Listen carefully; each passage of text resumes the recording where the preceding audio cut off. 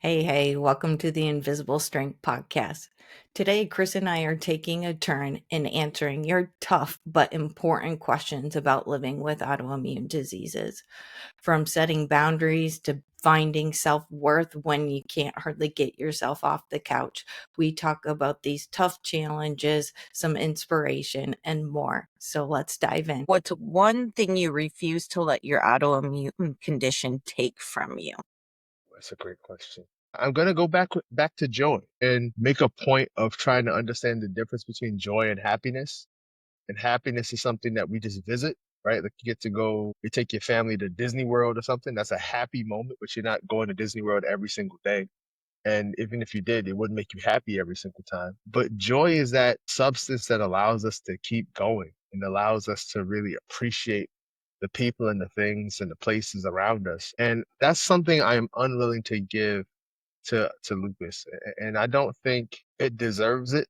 It's already taken so much and it's a greedy thing. And I don't want to give it joy. That's the last thing I'm holding on to because that allows me to enjoy everything that I still have. So joy is that central aspect of Love the distinction between joy and happiness. That joy side of it is truly in the small moments every single day. that's right. That's right.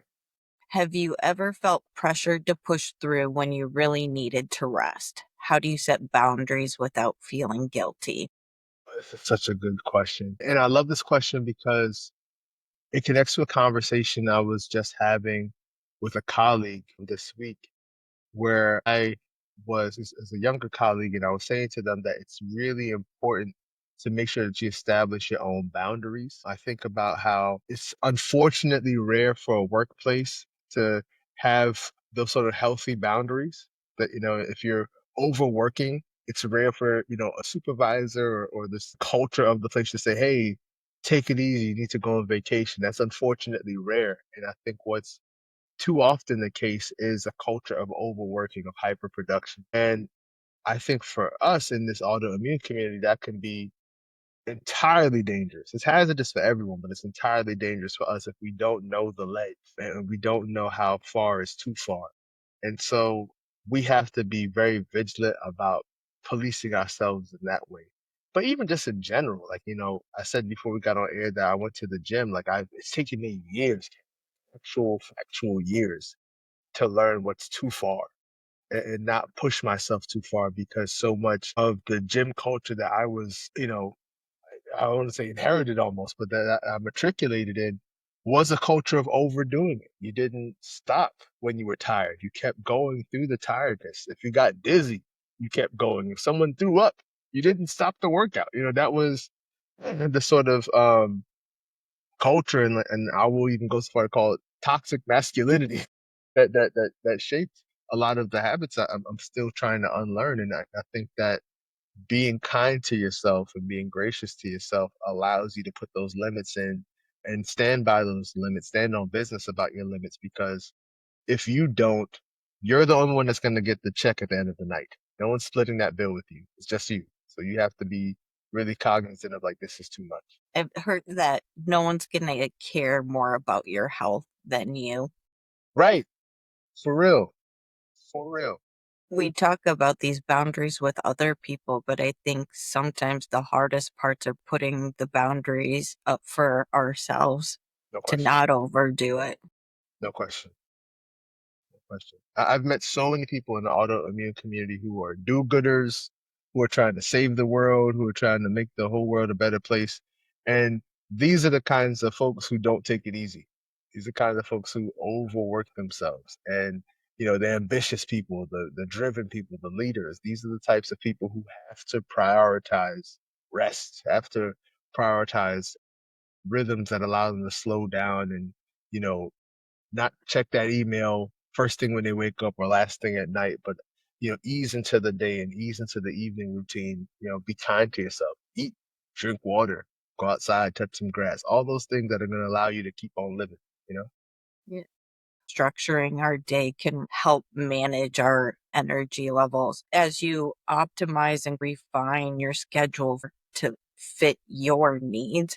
Those boundaries can naturally occur because you know what works for you. You already have That's the right. system built in place. Yeah. Totally agree. Totally agree. And just understand that it's going to take time, that you're not going to figure it out immediately. It's okay to tweak it. It doesn't have to be perfect. And it's okay for that thing that worked for you last year to be adjusted because of new circumstances and situations this year. Understanding that you're writing everything in pencil, that it's fluid, and that you're dynamic. Pencil, because there are going to be times when you're going to want to push those boundaries. And Yes. there may be times where you're like, hey, it's okay that I'm going to push that boundary because I'm Right. willing to pay this steeper check tomorrow or whenever. Yeah. Yeah. Yeah. Right. Right. Right. But to your point, giving yourself that grace to be able to be flexible can go a long way. Yeah. For sure. For sure. I like this next question. It's very uplifting. Okay. Candace has asked us, what's the most helpful thing someone has ever said or done for you regarding your autoimmune disease? I go back to that first maybe 6 months, if not year, of living with lupus when I had a nurse in my first rheumatologist office. I remember her saying to me, "Remember, you're not a sunflower." And I was like, "I'm not a sunflower." And what she was saying to me was, "You're capable, like you're not so delicate that you just break. You're like you still have strength." And I really needed to hear that because, you know, those first few months, lupus felt so permanent and so comprehensive. Like I didn't think I was going to be able to do anything ever again. Like not even just talking about working again or any of the activities I did for fun, but I just didn't think I couldn't imagine at that time, Karen. I couldn't imagine a time where I wouldn't need a help to do absolutely everything. Where, sitting up like this and talking to you would have worn me out, right? Just, sitting still, keeping your back straight, having good posture, all that stuff. Like I would have been fainting. I would have just been so worn out, just like sweating the whole time. So I didn't think I was going to be capable of producing anything, contributing anything. And that nurse saying to me a few times, "Remember, you're not a sunflower," was really, really helpful. Those words of encouragement, especially in those really tough times, go so much further than people realize. But yes, couldn't agree more. One of the questions we get a lot is, how can I best support my friend or loved one coworker? Mhm. I truly think it comes down to empathy and encouragement. You don't want to blindly be like, you're strong, you can do it, rah, rah. Yeah, But being thoughtful and intentional about it, like that nurse was, yeah. that's so helpful in those dark times. Game changer. For this question, I do have to say, I do not know how our spouses did it during those really tough Come times. on. Come on. Right. I had like literally years of not feeling good, not functioning normal. To your point, even just doing this podcast would not be a thing. Impossible. Impossible. Just the amount that they have stepped up and cared for us throughout our really tough times is unbelievable to me. So, yeah, it's just really, you know, I remember saying I remember saying to my wife, I didn't think we'd get to the sickness and health part so quickly, you know. Like you say that, you're getting married and you usually are picturing yourself much older. Like this is like, Right. closer to the end. And we went through this at the beginning. That was like the first thing we dealt with. I remember looking at a picture of my wedding day. Those pictures where they're like showing like the bride or the groom getting ready with like the No. bridesmaids or the groomsmen. And because I was trying to like spiffy myself up with it being my wedding day and all, I put a pomade in my hair. And that pomade perfectly revealed what I didn't know was happening, like a good sized alopecia mark bald spot on the crown of my head. And I remember a friend of mine, one of my groups would be like, "Man, what happened?" I was like, "Man, I can't deal with this right now. Don't talk to me about this." I'm like trying to deal with it. But even in the picture of like me dancing with my wife, you can see like my hair thinning there. And I didn't know at that time that the alopecia was related to lupus. This was 8 months before I'd be diagnosed formally. Wow. So Okay. I'm just looking at it like, oh, I'm getting married. That was my first job. I'm doing a master's degree. I was podcasting then. I was like, oh, like, or doing a online radio station then. And I was like, oh, like I'm just stressed. And sometimes people lose their hair when they're stressed out. Like that was my logic, and had no clue that my body was already starting to break down. That lupus is already starting to play woo-ha all over my body at that point. And so, to your point, I just remember thinking in the hospital, reflecting at 24 years old and saying, "Hey, life has been good. Like I've had a good life." Like having that sort of pep talk with myself of, "Hey, if this is the end, you have had a good life."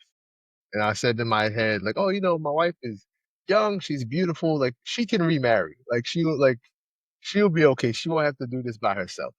And so it just, you know, it allows on the other side of it, things that could be a big, big argument to kind of wash off the shoulders a little easier because it's not as difficult as what the most difficult thing has been or the most difficult things have been.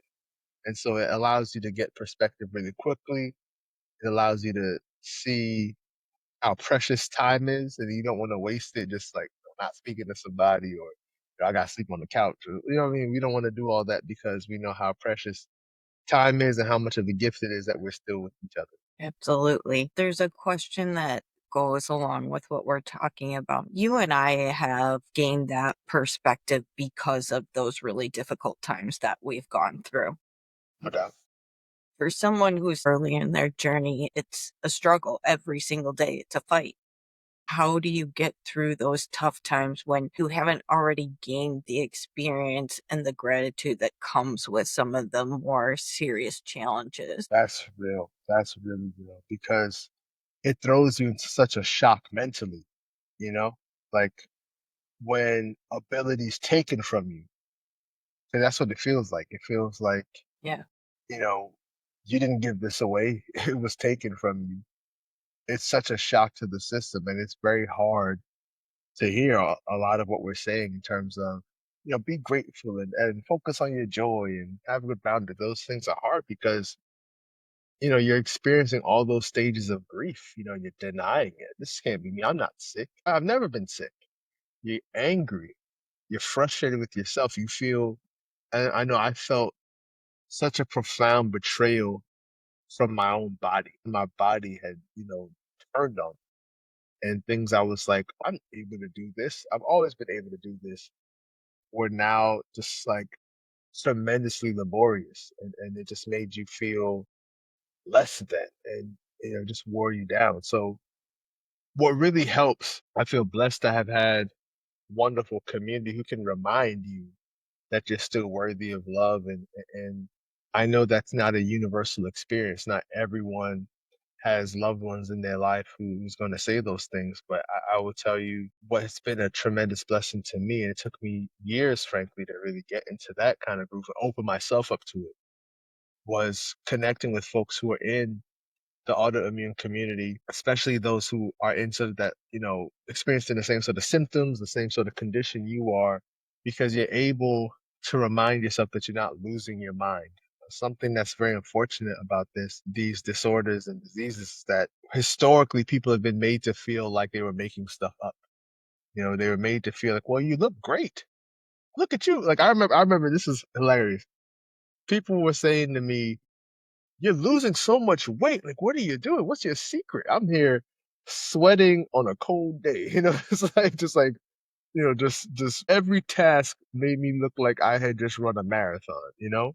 And people all they could see because of the values of our culture, like, man, you look great. Your clothes fit so well, like you're losing weight. And I was like, this is the worst diet. I could never recommend this to someone. Like this is awful. This is not a plan I have. I can't become a fitness trainer off of this. It's terrible. So, but you are made to feel like you're making this up, or the things that are signs of disease are misperceived as like signs of health, and the stigma we have around, like, whether it's, your your joints hurt so you can't open a jar of peanut butter, or you're losing your hair, and you're deciding. I remember being afraid to shave my head because I was like, I've never seen myself bald. What if I have a weird head? It's just like all these things that it's really stressful things at the time. And to be able to be in a community of folks who are like, here's what I did the first time I had to shave my head.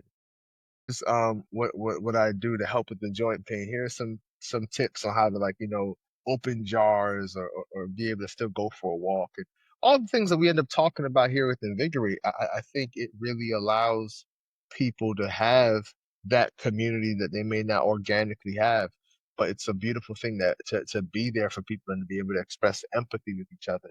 That to me is just, everything. Even if you do have that strong support network, my family won't ever truly understand what I've gone through, and they don't need to. They're there for me, but Yep. I can get that understanding from you and the other people within this community, and that's Mhm. just a whole nother level of support that is incredibly helpful. No doubt. Okay. One last question. Let's get it. You could tell some people are just sick of the health and wellness world. Sure. Sure. Self care is such a buzzword, but let's be real. What actually helps you recharge and feel better, especially on days where you don't feel like doing anything? This is from Angela. Part of what Angela's question, which I think is a great question, is really underscoring, is like, I say this off the carry, that we're recording this in the dead of winter. Like, I am in winter wonderland. I'm experiencing some snow right outside my window. There was a time in our species where this meant we were just gonna rest. I wasn't trying to do anything productive. I didn't have to be productive. It wasn't expected for me to, on a rainy day or on a snowy day, to, like, still, like, go out there and make a difference. Like, that wasn't a cultural expectation. That's part of the rub, is we have to have self-care, and as much as, like, an annoying buzzword as it can be at sometimes, because the sort of undergirding principle under that is like, if you won't care for yourself, you may not get cared for. Like, if you no one can come to your home, or it'd be rare for someone to come to your home and say, "Hey, it's 11 p.m. Go to bed." Like, no one's gonna do that. Like, say, "Hey, put your phone down. Go to sleep. Why are you staying up?" Like, I learned about this whole concept of what's called revenge procrastination. Let's say you had a really busy day, like this is like your 8th meeting of the day, and you never had time to do anything for yourself. So what you do to yourself is you now stay up to 3 a.m. watching your favorite show on Netflix because you didn't get time to hang out earlier in the day. But who are you punishing? Yourself, because it's a Wednesday and you still got stuff to do on Thursday. You're gonna be exhausted for the next couple of days now. And so self-care really helps us say, I need to acknowledge my limits. I need to make sure, if they're trying to schedule 10 meetings in a row, that I say, hey, I need a break. I can't just, power through 10 hours of meeting straight. I need to make sure that I'm getting time to, have a snack, have a meal, take a quick walk, get some fresh air, whatever it is I need to do. Make sure I'm drinking enough water throughout the day. All these different things, making sure you get adequate sleep. Like, so much of what helps us remain sane in this turbulent time are very basic things that feel like luxuries because we are doing too much, far too That's so important because, as she mentioned, a buzzword, you think typically, I need to light a candle, take a Epsom salt much. bath. That's right. That's just where your mind goes. But Yeah, what you're talking about is truly just taking care of ourselves throughout the day. that's it. Something that I've really had to work on and shifted throughout this process is blocks of work time. I'm taking that 5 to 10 minutes to go make myself a cup of tea, take a breather. I found that when I don't do that, I'm so much crappier at the end of the day. Gosh, miserable. You feel terrible. Yeah, Yeah, absolutely. and my family doesn't like me as much when I'm crabby like that. So it's like I really gotta take care of this. Right, right, right. This is affecting other people now. It's not just me being upset. Everyone's upset now. For sure. That's it. That's it. Yeah, but just going back to that central point of just being kind to yourself and really just making sure that that kindness to yourself is a priority because if we're kind to ourselves, it makes being kind and gracious to other people far easier. Be kind to yourself. These diseases are tough on top of already Yes. navigating life in general. So the more you can give yourself grace, the easier it's going to Yeah. be, or at least more put. Thanks, Chris, for running through these questions. Thank you. Take care, and we'll talk soon.